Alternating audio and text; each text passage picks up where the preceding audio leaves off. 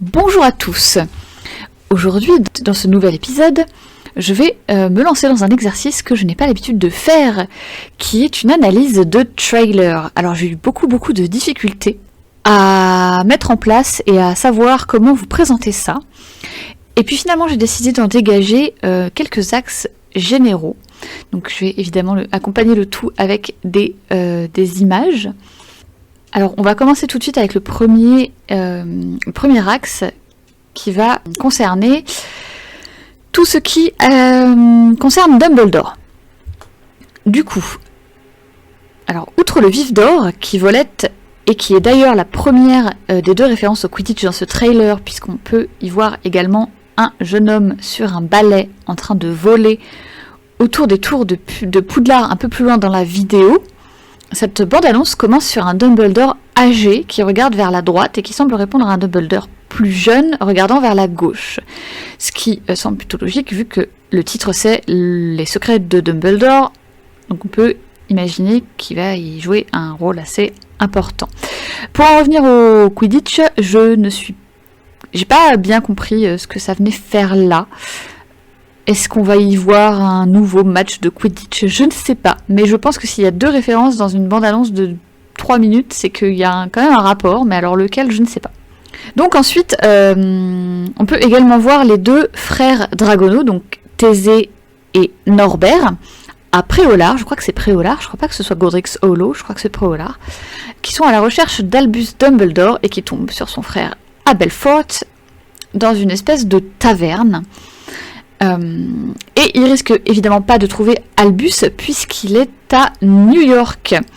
Et que fait-il à New York ? Il est probablement en visite à l'école d'Ilvermorny, puisque comme on le verra plus tard, ça ne sera pas la seule école de sorcellerie visitée dans ce film. Et la deuxième scène importante que j'ai dégagée de Dumbledore, c'est au moment où il fait sortir de terre une gigantesque montagne dans la salle commune de Poudlard, je crois que c'est la salle commune. Est-ce que ça a un rapport avec le château dans la neige entouré de sapins qu'on voit sur l'image ici ? J'ai pas été capable de trouver ce que c'était cette bâtisse. Elle me paraît un peu petite pour être une école, mais en même temps, qu'est-ce que ça peut être d'autre ? Et pourquoi Dumbledore, il leur montre... En fait, je reviens au moment de faire du montage pour vous dire que voilà, j'ai regardé encore une dernière fois, donc à peu près pour la 172e fois, le trailer, et que je me suis aperçue que ce château, c'était a priori, d'après moi, le château où se cache Grindelwald et Croyance, comme vous pouvez le voir sur ces deux images.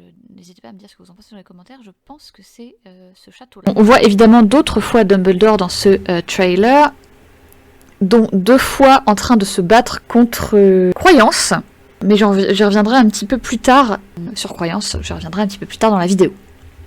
Ensuite, j'ai dégagé un deuxième axe qui est ce que j'ai appelé moi la Dream Team. Donc petite présentation de la fine équipe qui va, selon les dires de Thésée, devoir détruire le sorcier le plus dangereux que ce siècle ait connu. Nous avons donc... alors je me suis pas embêtée, hein, j'ai repris exactement ce qu'il dit dans la bande-annonce. Nous avons donc un magie-zoologiste, qui est Norbert Dragono, son indispensable assistante, Bunty, un sorcier descendant d'une famille très ancienne, qui est donc Youssouf Kama, le demi-frère de Feu Lita et Corvus Lestrange. Et d'ailleurs, on ne sait pas trop, on connaît pas trop l'histoire des Kama, si ma mémoire est bonne. Donc là, on vient d'apprendre que c'est une famille très ancienne, et oui, une famille de sorciers très ancienne. Une enseignante qui est Eulalie X, enseignante dans l'école de sorcellerie Ilvermorny, aux États-Unis. C'est d'ailleurs peut-être, même probablement pour ça que Dumbledore se rend à New York au début de la bande-annonce, enfin qu'on voit Dumbledore à New York à la bande-annonce, probablement pour recruter Eulalie X. Et un moldu, Jacob Kowalski, que l'on peut voir ici avec sa poêle sous le bras. Et il oublie quelqu'un, puisqu'il fait lui-même partie de cette équipe de folie, Thésée Dragono, le frère de Norbert. C'est d'ailleurs au moment où Thésée présente la fine équipe que Norbert donne à Jacob une baguette de la part de Dumbledore. Et cette baguette me pose un problème. Pourquoi donner un accessoire magique à un moldu? On sait bien qu'elle aura aucune utilité entre ses mains. Est-ce que c'est pour lui faire plaisir, pour qu'il se sente moins mis à l'écart? Est-ce que cette baguette a vraiment un côté magique? Est-ce que c'est que un bâton taillé en forme de baguette? Je suis pas sûre ça par contre parce que on le voit la brandir à un moment dans la bande-annonce. Donc vous allez voir l'image. C'est donc bien qu'elle doit servir à quelque chose cette baguette. Mais à quoi? Et du coup on peut noter l'absence de Tina. On voit sur le plan à Poudlard, là où justement, je crois que c'est au moment où Dumbledore fait sortir la montagne dont je vous parlais de terre, on voit en arrière-plan une jeune femme. Est-ce que c'est elle? Personnellement, je n'arrive pas à le définir et je pense pas. Je pense que c'est McGonagall. D'ailleurs, je trouve que la personne qu'on voit sur le plan ressemble à Alyson Hannigan. Vous savez, l'actrice de Willow dans Buffy, ou pour les plus jeunes de Lily dans How I Met Your Mother. Et Tina, elle ressemble pas à Alyson Hannigan, elle ressemble à Valérie Lemercier. Mais dans ce cas, où est Tina? C'est quand même l'une des personnes, voire le personnage le plus important après Norbert dans les 2 premiers opus. Donc ça me paraît étonnant qu'elle ne soit pas dans le 3e. Je vois pas où elle peut être. Du coup, on voit également un plan de Bunty qui est en Allemagne, puisqu'elle se trouve devant une maroquinerie du nom d'Otto Eduard, et que le mot Lederwaren, c'est de l'allemand qui veut dire maroquinerie, donc elle est pratiquement à 100% sûre en Allemagne. Et Norbert, quant à lui, il s'enfonce dans une forêt de bambou avec son beau truc du nom de Piquette posé sur l'épaule.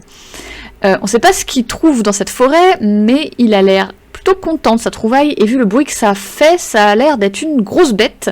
Puis on le voit probablement devant l'entrée de l'école de sorcellerie Mautokoro au Japon. Alors moi j'étais persuadée que c'était au Japon, mais mon copain quand il a vu les images du fleuve, il m'a dit que ça lui faisait plus penser à des paysages chinois et au fleuve jaune en Chine.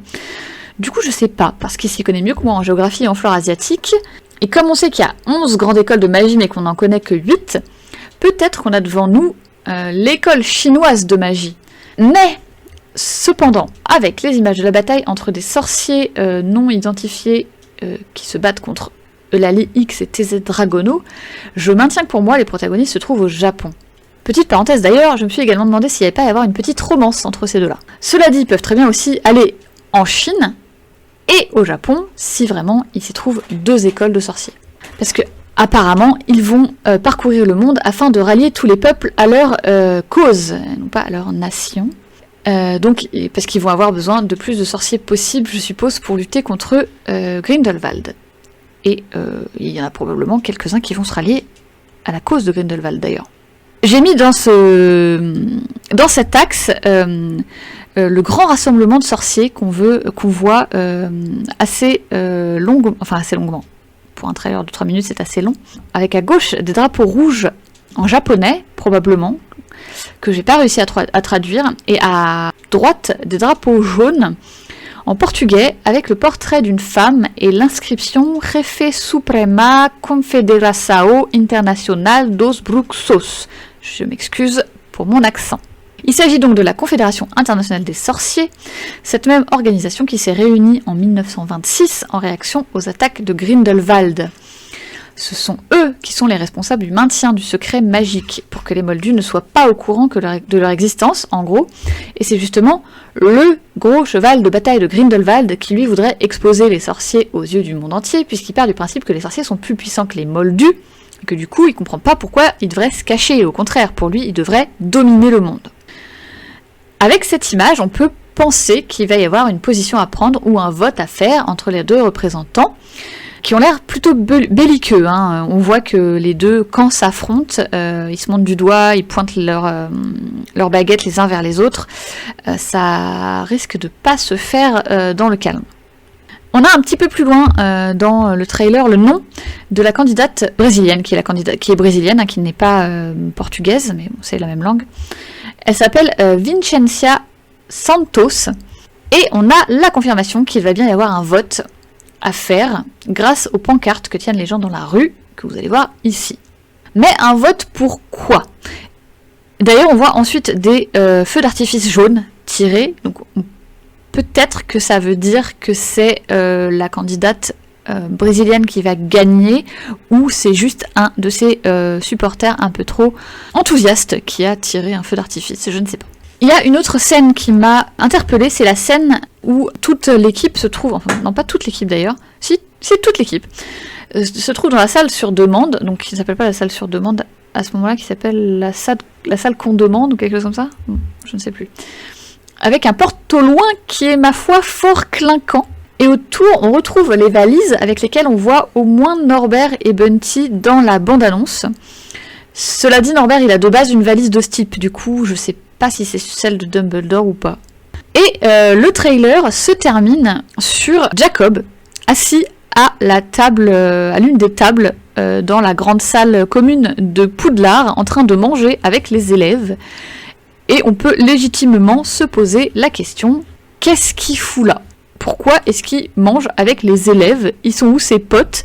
Est-ce qu'il va être admis à Poudlard parce qu'il a sa baguette, il monte sa baguette, il dit qu'il a reçu pour Noël, tout ça? Ça m'étonnerait qu'un moldu suive des cours de sorcellerie, à moins que finalement on s'aperçoive que Jacob c'est pas un moldu. Je sais pas, ou alors ses potes ils l'ont laissé là pour pas qu'il prenne trop de risques, parce que justement à Poudlard il est bien protégé.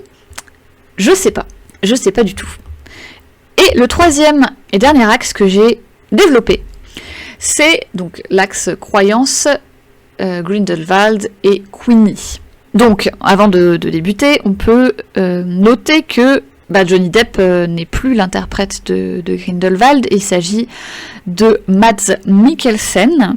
Mais, alors au début, moi ça me gênait beaucoup parce que j'aime beaucoup Johnny Depp. Mais finalement, Mads Mikkelsen est très bon en méchant, on le sait, et on se souvient que dans le premier film, c'est déjà Grindelwald est déjà, alors désolé pour ceux qui l'ont pas vu, mais je vais spoiler. Il est joué déjà par Colin Farrell, donc de toute façon, on sait que le mec il aime bien se transformer, tout ça. Est-ce que on peut pas estimer qu'il s'agit d'une de ses apparences, voilà, pourquoi pas. À la limite, ça pourrait s'expliquer comme ça. Donc on voit Grindelwald sortir un fil de pancine du crâne de Youssouf Kama avec la baguette de Suro. Quel est ce souvenir retiré par le mage noir? J'ai eu beau chercher, j'ai pas trouvé. Est-ce que ça remonte à son enfance justement? Est-ce que ça aurait un lien avec sa famille, les Kama? Ou avec le moment où sa mère se fait enlever par Corvus Lestrange? Ou est-ce que c'est un souvenir plus récent? Je ne saurais pas dire. On voit enfin Croyance, armé de son phénix et d'une nouvelle coupe de cheveux, qui se bat contre Albus Dumbledore. Donc comme je vous le disais au début de la vidéo, on le voit 2 fois affronter Albus dans ce trailer, à l'aide d'une magie qui semble très très noire. D'ailleurs le phénix aussi, il semble bien noir. Est-ce que c'est parce qu'il s'imprègne de la magie du sorcier qu'il a adopté? Probablement. Mais ça ne laisse rien présager de bon pour ce pauvre fume-sec, s'il s'agit bien de fume-sec.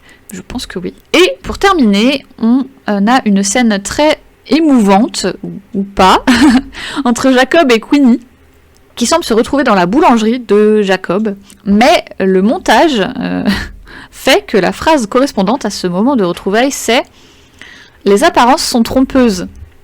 Du coup, ça laisse rien présager de bon pour ce couple et pour leur retrouvailles. D'ailleurs, on retrouve Queenie un peu plus tard lors d'une réception qui est complètement à l'opposé de la Queenie qui retrouve Jacob dans la boulangerie. Dans la boulangerie, elle est toute habillée de rose, elle est comme la Queenie qu'on a vue dans les premiers films. Et lors de cette réception, elle est habillée en noir, elle est très austère, elle a l'air déterminée, vraiment on la reconnaît pas du tout. Et c'est d'ailleurs du coup lors de cette réception où je vous disais que Jacob va brandir sa baguette. On voit que c'est la même réception parce qu'il y a les mêmes saladiers sur les tables. C'est à ça que je me suis dit mais c'est au même endroit en fait. Elle a l'air d'un calme impassible alors qu'il y a des bourrasques qui sont en train de tout emporter dans la salle. Et à côté d'elle, on voit s'avancer un homme qui est, je suis pratiquement sûre, Youssouf Kama. Et la question c'est donc, qu'est-ce qu'ils font tous les trois à la même réception. Donc voilà, ça nous laisse beaucoup de questions.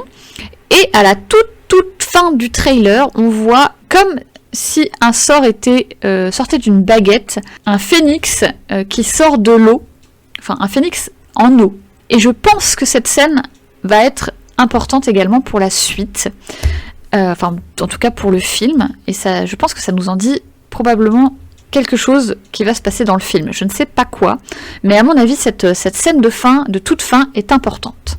Donc voilà, mon analyse est terminée, c'est un exercice très nouveau pour moi. J'espère que ça vous a plu. Alors je sais que ça laisse probablement avec plus de questions que ça ne donne de réponses, mais ça donne quand même quelques petites pistes de réflexion, et je trouve ça très intéressant. Donc j'espère que vous aussi.